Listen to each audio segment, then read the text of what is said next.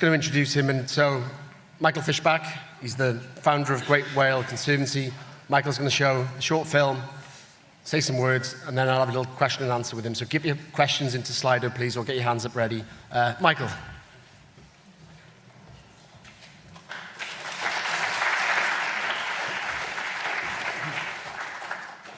Howdy. I came late to the conference, and I just am interested about my audience. Two questions. Everyone raise your hand if you consider yourself to be a biologist or a researcher, please. Okay. Everyone raise your hand if you consider yourself to be, this is what you consider yourself, a conservationist. Interesting. Okay, one more. Raise your hand if you consider yourself to be both. Both, if you consider yourself to be both. Okay, much less. My goal would be somehow, when I leave, that you all talk to each other a little more. Maybe you look at Tony's website a little bit more. We're not going to get anywhere on the oceans unless the people that study the oceans in depth, the biologists, and the people that work to protect the ocean, who are, in my opinion, many of them just as professional as those biologists, work together. So I just encourage you to please meet each other and talk. Okay, I've been studying large whales, particularly the blue whale, our planet's biggest animal, for close to 35 years. And I found a problem about 15 years ago that I couldn't run away from. I'm going to show a short video on what we do and then maybe talk just a little bit about it. I know it's the end of the conference. People are probably ready to beat the floods or go wherever they're going.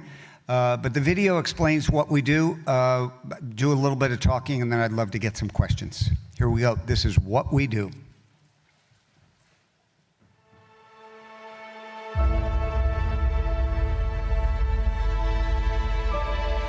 It is hard to imagine that in our lifetime, we could witness the extinction of the largest creature that has ever lived on this planet. By something so unexpected and unintentional, seemingly harmless, and yet truly deadly. Shipping. Over 50,000 merchant ships crisscross the ocean every day. And in the rush to deliver goods that humans order to all corners of the earth, their paths collide with those of whales. These unintentional collisions, invisible and deadly, happen every day in every ocean and are pushing the great whales toward extinction. But there is hope. Whale Guardians is a global program that focuses solely on solving the ship strike issue. Whale experts partner with navigational specialists, and together they map the paths of ships against the places where we know where whales congregate. Knowledge is our best tool to reduce these lethal and unintentional ship strikes everywhere that ships and whales are found. Connecting the maritime industry, science, conservation, and government allows us to support the safety and schedule of the global fleet while saving as many whale lives as possible. You can help to be a part of this effort to save our great whales. These gentle giants need us to amend our current shipping methods.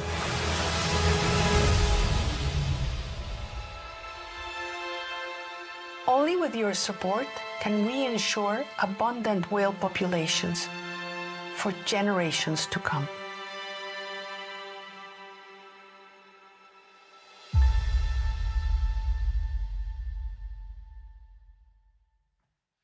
Hi again, it's me. I want to address our young speaker a bit earlier.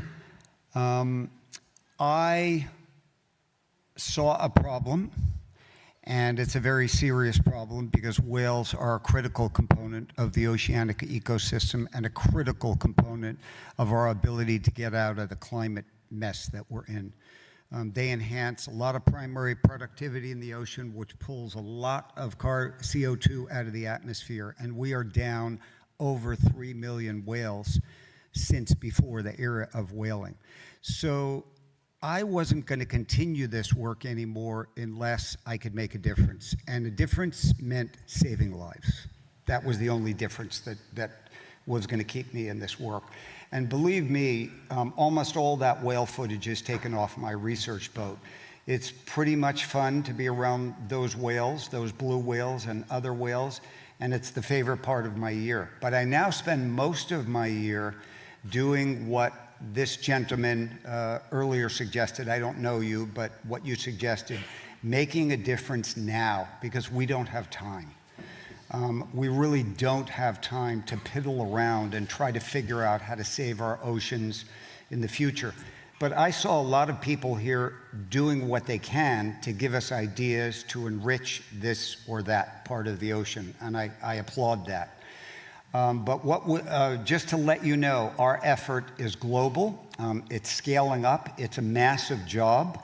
If we look at port regions only, which are where most ship strikes happen because the concentration of ships is greater near port regions, whales are often present in those port regions seasonally. We have, probably 800 or 900 major ports in the world. Probably 75 to 80% of them have whales present seasonally. And that's where, that's sort of the beginning of our journey, not to mention the migratory pathways that the whales take in between those ports. But I can assure you, if you look into it further, maybe on our website, most ship strikes happen in and around port regions, and most ship strikes happen at night due to the feeding and resting habits of whales, putting them in the draft of ships in the hours of darkness, much more than in the hours of daylight, when they're really only up near the surface when they're breathing, for the most part. So there's a big job ahead. Again, I'd rather be out on the water with the blue whales. I'd rather turn into Michael the biologist and just spend the rest of my life with the blue whales. But I spend the majority of my life at conferences, giving lectures, raising funds, and figuring out how to collect the data that we need to create the routes that keep the ships away from the whales, and then developing the relations with the shipping industry. So keep that in mind. All the pieces have to come together. If we don't have a relation with the shipping industry, we're like a soccer or a football team that's passing the ball around, and we're getting near the goal and we're not scoring the goal, because the goal is that the ship avoids the habitat that is favored by the whales. That's when the goal is scored. Because if they're not in the same place at the same time, the whale cannot be hit and lives can be saved. So let's see, how are we doing for time? I don't know when we're ending this, at 4:30? Oh, it's 4:30. So, I really, to be honest with you, I just got here, and my accent gives me away. So I don't know most of you. My favorite part of doing anything like this is really engaging you all. It's telling you to talk to each other. It's telling you to look at ocean heroes. I don't want to embarrass anyone, but to me, Tony is an ocean hero, and his project, which has helped our project, I hope it may help it more, is the Project of Heroes. They are giving you information. They're working their tails off to give you information that you can use to get ideas. Maybe like the idea I got 15 years ago when I couldn't stand the fact that probably thousands of whales are getting killed every year. And by the way, I'm just going to throw in, we have some successes with whales. Certainly humpbacks in my lifetime, and every biologist that's worked in my era, we're all seeing way more humpbacks than we ever saw when we were younger. Every one of us, except in the Mediterranean where they don't live, but in most of the world. But when we look at species like blue whales and all the right whales, all the different right whales, we're looking at species that is more often the story, species that are not recovering from the era of whaling. They're flat. And the habitat is there for them. Why are they flat? Well, we have to postulate that for the most part with those species, two very important species on our planet, it is that they're incredibly susceptible to being struck by vessels. And before I go to questions, I want to leave you with one thought. There's a lot of talk in my neck of the woods on the ocean about whether a whale is hit or it's not hit. And if it's not hit, it's a victory. I don't agree. Because close misses to whales, very close misses, are highly disruptive. And in fact, not that I agree with even most things that the United States government does, my own country, but there is a Marine Mammal Protection Act there. And a close miss like that is considered a take. So we try to not only make the misses happen, but avoid the close disruptive takes that interrupt the natural doings of this or that, incredible animal, incredible large whale. So at this point in time, without knowing you all very well, I hope maybe I've stimulated a few questions, because I love to get things inputted that I'm not expecting and try to respond. Great, thank you. Do you want to take a seat? Sure. Thank you, Michael. So, some questions. There's one here on Slido which I'm going to read out, and then open to you guys to ask Michael anything you want. So, a question here from Simon Cripps. Why do whales get hit? A vessel can be 100,000 tons, 200 meters long. Don't they see or sense the vessel? Well, let's go into blue whales, the species I know the best. Been around about 30 million years, looking pretty much the way they do now. Really too big if you get away from the Bonnie upwelling in Australia, which I can't explain, really too big to have any predator. So orcas are not considered to be natural predators of blue whales, maybe calves a little bit. 30 million years, no predator. Evolved to be the biggest animal on the planet, eating tiny little krill for the most part, and communicate, making the loudest sounds on the planet over thousands of miles directly with each other. How do you, after 30 million years, find ships in the water and recognize them as a danger? We can't talk to the whales, so us whale biologists have the freedom to get up and say we're not sure. I can assure you that if we had how many seats? 3 leading humpback biologists on our planet sitting next to me, and somebody said, why did they breach? We would not have agreement. I think it's for multiple reasons that they breach. So I think for the most part, they just don't get it, and evolution doesn't allow them to get it. Right, thank you. Any questions from the floor that I can see? One right at the back there, waving his hand vigorously. Thank you.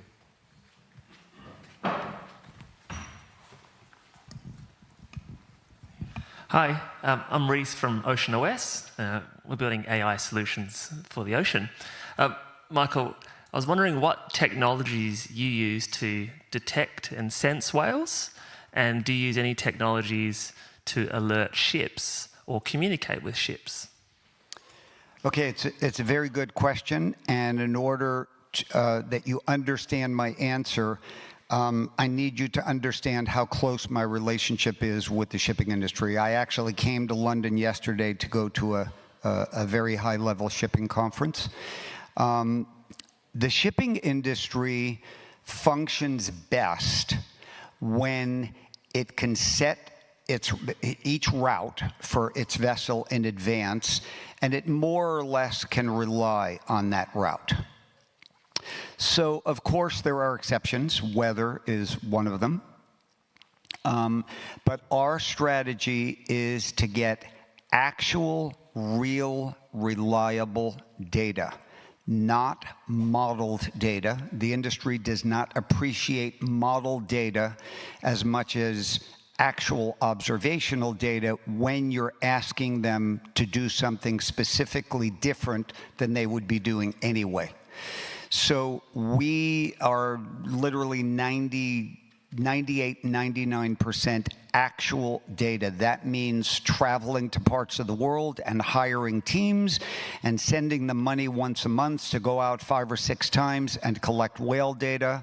It means dialoguing with biologists that have been studying whales to get their data, and then using our shipping industry personnel that are part of our team to make routing documents that seasonally steer the ships away from the critical whale habitat and unquestionably save lives. So we're not your last minute warning people. Those people are out there. Some of them are my friends, and I commend what they're doing. If the ships want to obey to, the non-maneuverable ships that take miles to stop and miles to carve even the beginning of a turn because they're so big, if they want to, comply to that, maybe it'll help. Maybe the whale will actually do a 180 and turn around, and it won't help. So there's my answer to that question. Thank you. Question on Slido from Mark Duffy. How can iconic whale conservation optimally help lever public and political will to enact meaningful, wider ocean conservation now? This is a question that is one of my favorite ones because, whales do not live in a vacuum. They're part of the oceanic ecosystem. But they're unquestionably the most loved animals, the most loved life forms in the ocean. I invite everyone to communicate with us or any whale conservationist to use us to get what you need to get done. Because if I'm going out and sending a bunch of people to collect whale data, I would love, and I do try to have meetings with, well, who's anyone else in that area that's studying something and needs to collect some data? How can we double or triple the data when we're out there and not just get whale data? Whales need a healthy ocean. And I believe a healthy ocean needs whales. It goes together, and it goes with all the rebuilding and the reconstruction and the abundance that people here are trying to create. And ultimately, I agree with our gentleman back there who spoke earlier. We've just, at some point, got to let nature be, because there's nothing that can equal nature being nature. Great.